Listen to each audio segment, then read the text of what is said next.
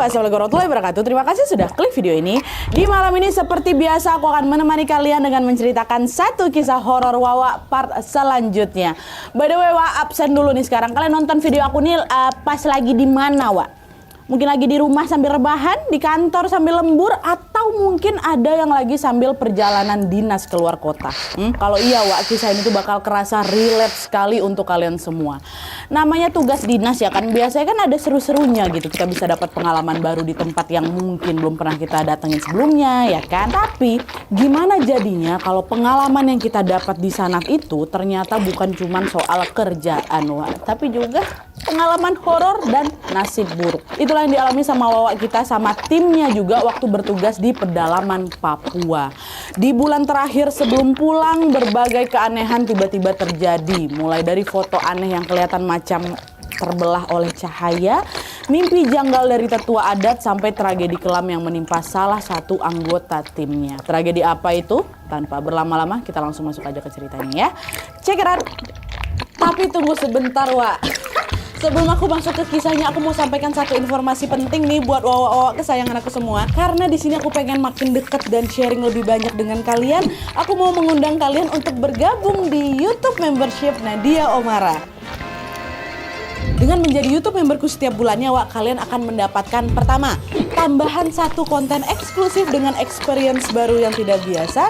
Terus ada kalanya juga nih, konten eksklusif ini bisa menjadi tempat aku dan tim bisa lebih bebas berekspresi lagi, tanda kutip, dan juga menyampaikan informasi detail yang tidak bisa kami sampaikan di konten-konten biasanya. Dan selain itu kalian juga akan mendapatkan badges khusus di samping nama aku di YouTube kalian, dan juga nantinya kalian bisa saling komen dengan berbagai emoji khusus khas Nadia Omara Channel. Tapi ini nggak ada paksaan, Wak, ya, buat kalian yang mau-mau aja. Cara bergabungnya juga gampang sekali, Wak. Kalian tinggal langsung masuk ke halaman channel YouTube Nadia Omara, lalu klik tombol join atau gabung. Dan kalau sudah, kalian tinggal langsung melakukan pembayaran melalui dompet digital yang kalian punya. Udah, selesai. Selamat bergabung dan selamat menikmati konten eksklusif dari kami di YouTube membership Nadia Omara. Kita tunggu kalian di room members only ya.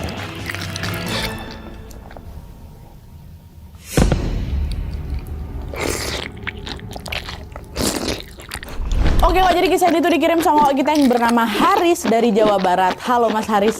Jadi, Wak, pengalaman horor ini tuh terjadi pada tahun 2017 waktu Haris kerja sebagai koordinator bidang pangan di salah satu lembaga survei yang ada di Indonesia, Wak.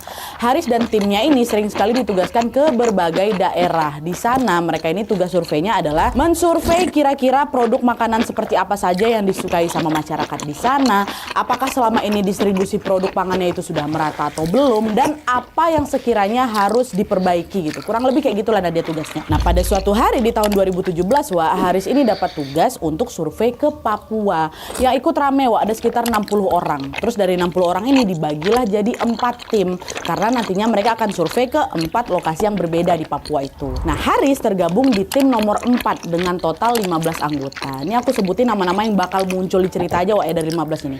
Ada Randy, Bima, Iman, Aldo, Anwar, Fajar, dan yang terakhir Lukman. Oke. Nah, tim 4 ini, Wak, ditugaskan ke daerah yang paling jauh dan paling terpencil. Ini kita sebut aja lah namanya ini Kabupaten X ya.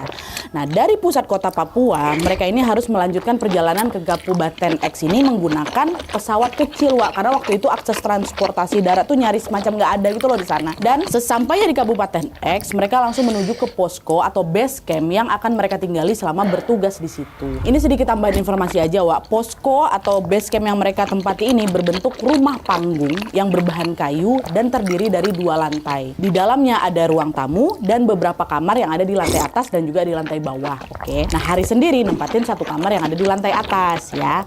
Nah, rencananya mereka itu akan stay di tempat itu selama 4 bulan. Memang cukup lama, Wak, surveinya. Makanya pas briefing sebelum mulai kerja ini, Haris sebagai koordinatornya, sebagai ketuanya, dia bilang ke anggota timnya, tugas kali ini teman-teman cukup menantang. Pastikan kalian selalu berhati-hati dan tetap jaga kesehatan. Semua tim tidak ada yang boleh pulang sebelum tugas selesai, kecuali dalam keadaan mati atau meninggal. Kata sih Haris. Wah baik Pak, siap laksanakan, kata kawan-kawan semuanya. Nah selama bekerja Haris ini Wak memang dikenal cukup tegas orangnya. Tapi bukan berarti dia galak atau sok berkuasa aku Nadia ya. Aku tuh cuman tipe yang kalau udah menyangkut keselamatan tim ya memang harus serius gitu. Bahkan salah satu timnya yang bernama Lukman tadi nih Wak sampai nggak berani gitu loh berinteraksi intens sama Haris. Jadi dia orangnya cukup jaga jarak gitu. Jadi sebatas urusan kerjaan aja.